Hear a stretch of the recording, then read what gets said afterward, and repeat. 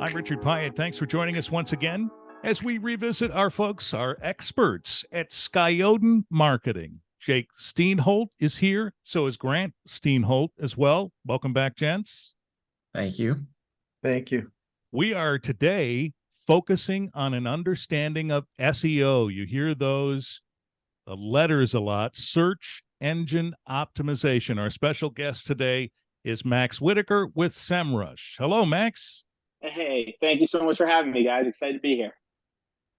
Well, thank you for the opportunity. We each have a number of questions for you, and Grant is going to start us off. Yeah, Max, I just to start off, how could you encapsulate SEO and how it helps local businesses? Yeah, so SEO, obviously, like Rich said, search engine optimization. It's a set of processes. It's definitely not just one thing with local, but a lot goes into it from the technical standpoint, the technical standpoint of a website. The content creation is huge, and then local is definitely a big part, especially for local businesses that have a brick and mortar location, like restaurants, golf courses, whatever it may be. I like to think of it as, at least from a local standpoint, like your Google business profile, basically as your 24-hour salesperson. Like whenever I go out somewhere locally, that's basically where I go to first, looking at reviews, looking at their Google business profile, the hours, whatever it may be. I don't know, for us, Max, when we first came across Semrush and we looked at the tools you had and you gave me some demos, I mean, it was a big breakthrough for us. It's so satisfying to see the tools work hard and help local businesses improve their visibility online and improve their search and their organic traffic. I mean, there's so many tools. We have a lot of happy customers using Semrush. Yeah, definitely love to hear that. And it's been fun working with you, Jake, for the last almost 2 years now, I think, maybe even longer. And just seeing how many more clients you've gotten and how the listing management in particular has really helped all the clients and getting into the different directories and help their visibility locally.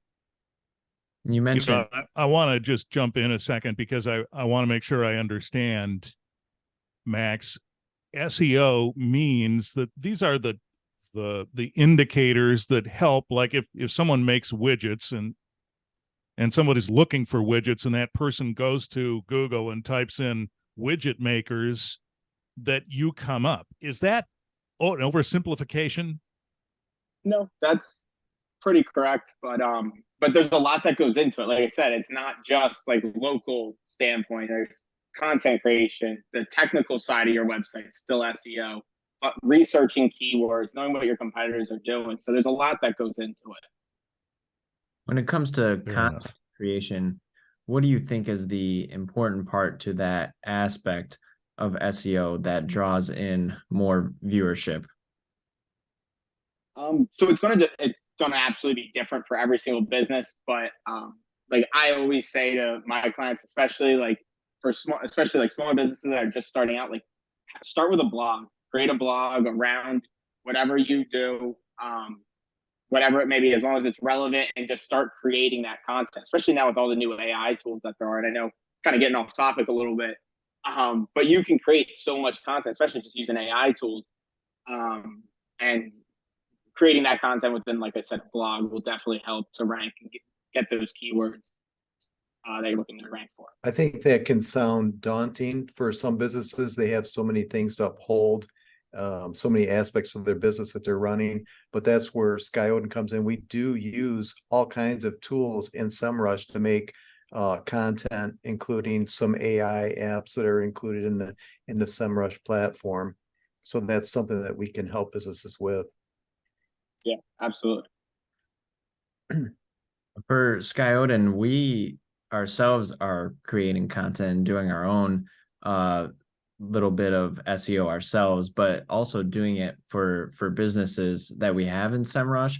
And I've been going out to locations, taking photos and putting those through Semrush. And there is one client that we have, they've had an increase in 50% of traffic And we think that putting these photos in may be definitely contributing to that. What are your thoughts on that?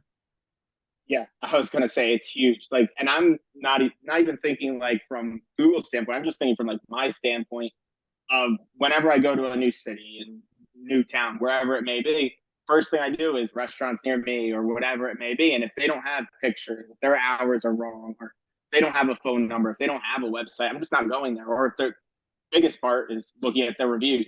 Are their reviews good? Number one. And then if they aren't good, did an owner respond to those reviews and kind of explain what happened? Because who knows what could happen.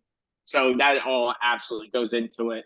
But the pictures are definitely a big thing to have those pictures, Adam. I think on the software it even says like a plus, like you said, 50% increase Mhm. in viewership just from adding those pictures in there. So that's definitely a big thing to do. Yeah. Me being from Grand Rapids, I don't think if I'm going to a restaurant, I'm definitely looking at the pictures of the menu. And if they don't have that, I mean, I could be going somewhere else that does have that information.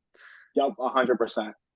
Max, can you speak to like when a business owner, maybe they open a new business and they have all these things they need to take care of.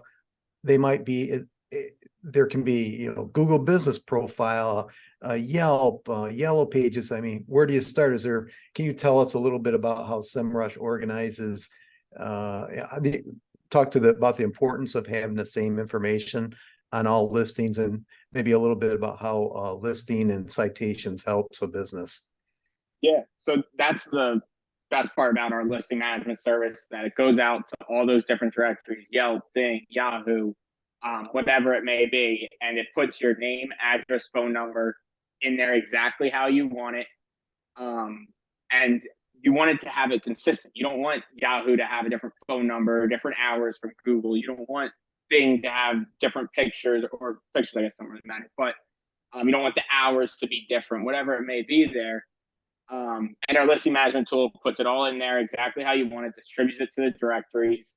And it's something that Google looks at. Google goes to like Yahoo and it says the name's different, phone number's different. They're just, Google's not going to trust you anymore. And people can go, like random customers can go to these different directories and be like, oh no, their number isn't this, it's this. Or I did go there at 5 o'clock and they were closed, so their hours aren't on Tuesday, whatever it may be. So with our listing management tool and how you've used it, Jake, is it goes out and then it also, for the most part, will lock it up so nobody can change those different things. We actually have a really interesting GIF on like over the course of a year, how like a deli, their name changed across all the different directories. It was crazy to see. It changed like almost 50 times. Their name, address, and phone number from just like Facebook and all these different directories that people said, no, it's not this, it's that. So it's definitely huge to make sure it's consistent across all the different ones.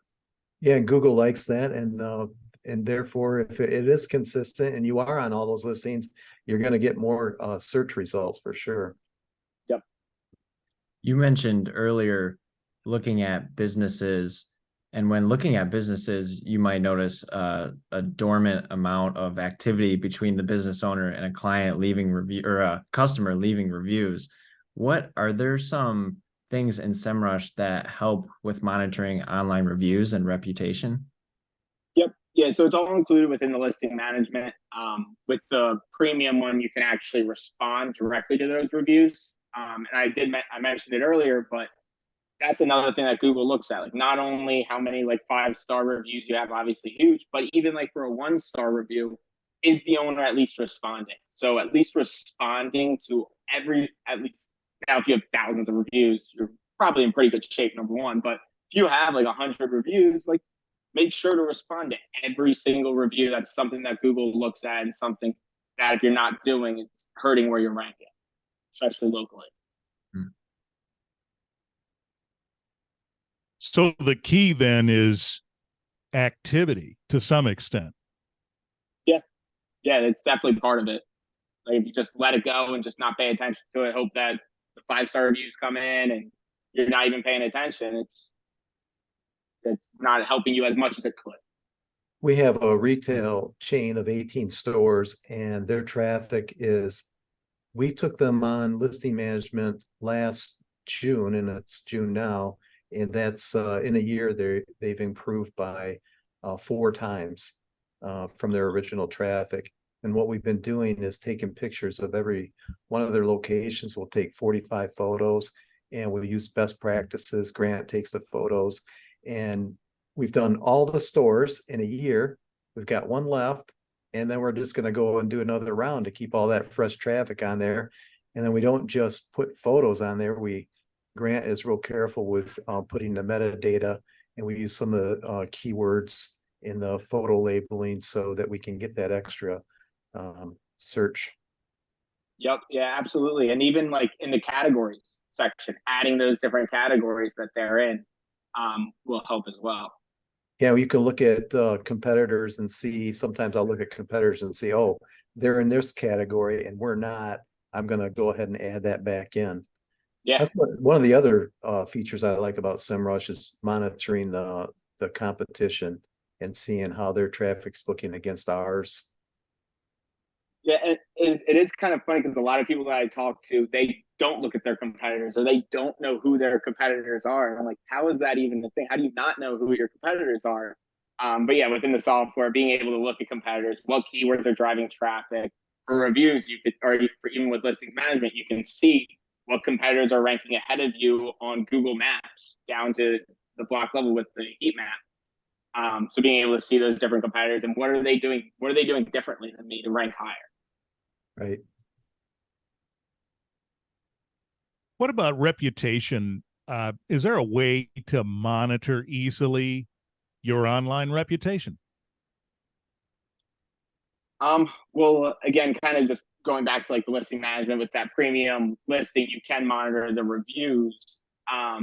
There are like media monitoring tools or brand monitoring tools where you can put like your brand name in, and then at least through the software, it'll monitor what are people saying about you. Like if maybe a blog article or a blog website wrote an article about, let's say it's a restaurant, how amazing the food was, and they weren't tagging you in that blog. They're not giving you a backlink. With like media monitoring, you'd be able to see that and reach out to the blog owner and be like, hey, so glad that you loved X, Y, and Z and love that you talked about us, but do you mind adding our website there so that you get that backlink? And that's another huge thing that goes into SEO is how many backlinks do you have from how many different referring good domains. Interesting. And this process helps monitor when someone does put a link in. Yeah, is that what you're saying? Yep, like the media monitoring app would like monitor if they do, and then if they do mention you online and they're not giving you a backlink, you can reach out and then you'd be able to see if you got a backlink from them or not. Okay, pretty slick. Yeah. Any new tools that have come out recently, Max, that you want to mention? Since me and you last spoke, or well, I know I've used what I'm really enjoying is some of the AI tools for the content. You know, I think there's over 40 different, you can make a blog headline. You can expand on a paragraph. That's been very, very helpful for building content. Yeah, the AI writing assistant is really cool. My favorite AI tool right now, though, is the Content Shake tool, where you can describe your business and then it'll give you different ideas that you want to create content around, and then it'll write a really good outline for you, and then you can actually go in, compose with AI, you can edit it manually. So that's my personal favorite tool right now. I noticed one, I think it's in beta, but I got a notification for one of our clients, and it said, here's a set of keywords that are very conquerable, and they're trending up. And that was great to see that. It gives me a direction for making blog posts. Yeah, it definitely helps seeing like those trending keywords. I think we saw an uptick in search volume in the last like 2 months. Those are definitely good ones to target and try and rank for sure. Well, thanks for helping our So business. I mean, this has been awesome for our clients, and I just love the system. I especially love the listing management. We try to get all of our clients on listing management and use it to the fullest and keep it fresh. Yeah, it's been really fun working with you on it, because when you first came to Semrush, you knew nothing about listing management. I just kind of told you about it randomly, and you're like, Right. oh, this is like the greatest thing ever. Yeah. And it really is. It is super helpful. And it's funny because I tell like to a lot of like I have a lot of like smaller agencies now. And I tell them basically your story about how you started and didn't have any listings or anything, and then just how you did it and how you sold it to different clients and how it's really helped your clients and stay relevant and move up in the rankings. We had one client had 60 stores, and their organic traffic went up so much that I don't think anybody would believe me unless I showed them a screenshot. For some keywords, they were up like 40,000% after we did all the connecting dots on the listing management. So, And like, yeah, obviously taking the pictures and filling out the information, it's a decent amount of work at first, but then once you do it, it's done. It is consistently just helping you. right. You've been using examples of brick and mortar locations. Are there any advantages to this for companies like mine, for example, which is not a brick and mortar location, but a service oriented business? Yeah. So do you have a Google business profile? Oh, I knew you were going to ask me that. No, I don't. Okay. No Google My Business profile. No. No. So, I mean, if you want to be in all the different directories, it could still be useful. Now, most people do have a Google business profile, and even if they don't have like an address or they don't have like a brick and mortar location, or if they're a service area business, as long as they have a Google business profile, I'd recommend using listing management 100%. Now, if you don't have one, it's a little bit different, but as long as you have that Google business profile, because then you can still get into all these different directories that could be a source of potential customers or people looking for your service or whatever it may be. And then also help you to rank organically as well. So even if you aren't necessarily just local or brick and mortar now, obviously it helps a brick and mortar location the most by far, but it's still super beneficial for service area businesses and national companies that don't necessarily have a set location. Okay, good to know. So, Jake, Skyodin is a Semrush partner, right? That's correct. Yes. So you actually help customers who are working through this, as you've illustrated, and then you're checking in with them and you're monitoring those results. Yep. I send many of the clients automated reports like on their technical SEO for the website. We catch the world of SEO is always constantly changing, and websites are always getting issues that need to be corrected. So I have like weekly reports that come to me automatically. Some of them are visibility online, social. I have all these reports coming from Semrush so I can keep the client up to date. And boy, you have some clients that are just knocking out of the park with taking care of their SEO. And if I can just add to that real quickly, I give you a lot of props for that, Jake. That's absolutely how you should do it. I hear so many stories of like small business owners that come to Semrush because they're paying an agency 1, 2, 3, 4 grand a month, and the agency is not telling them a single thing that they're doing. They're getting no reports. They have no idea what an agency is doing, and they're just giving them money basically. They're not. Maybe they're doing something, but they don't know. They can't tell. So that's something we always like show agencies. Like you have to send these reports to clients. You want to be transparent and show them, hey, this is where you started, and now a week in, a month in, 3 months in, this is now where you're ranking for these 100 keywords you want to rank for, whatever it may be. So that's a huge part. Make sure you are transparent with your clients. Yeah. Boy, that sounds like a perfect segue to remind folks, Jake, about our first couple of conversations, our first couple of episodes of the Skyodin podcast, where we talked about some of the things that you should expect from a marketing and advertising firm. And Max just alluded to that, what you should be getting for your investment. Yep. Right. Absolutely. Every part of the customer journey should be monitored, and you should be reporting on that. And whatever the weak spot is, that's what you need to focus on. I try to, with a full service client, I try to monitor. We try to do one thing a quarter. one undertaking per quarter. Mhm. All right. Well, there you are. SEO. If that's been vexing you, all you need to do is click through to the Skyodin website in the show notes for this episode and get in touch with Jake and Grant and start the process to understand that better and put the mechanism in place. And Max probably will get involved in that too. So we appreciate all of your input today. A special guest, Max Whitaker from Semrush. Thank you, sir. Thank you for having me. It was great. If you want your sales to be lights out, you got the right company here. Yeah, it's great to have automated lights that turn off without motion. You've been so still there, Jake. Jake and Grant, we'll be back again soon with more on the Skyodin podcast. Thank you.